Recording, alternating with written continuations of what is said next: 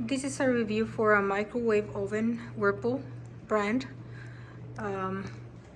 We have had it for a couple months, and I was asked for a review from Whirlpool. I'm sorry to give you this bad review. Well, not sorry, because I am disappointed with the quality.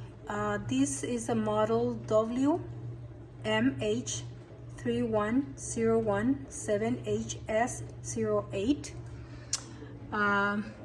As you see, the plate is placed correctly. It makes noise when it's working. You see it's empty. I'm gonna put just a little bit of time. Can you hear that noise?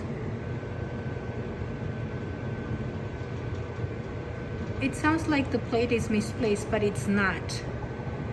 And it worries me that there must be an issue with the microwave and we might have something going on in there. So I was planning to report it. I guess I'm gonna have to do that.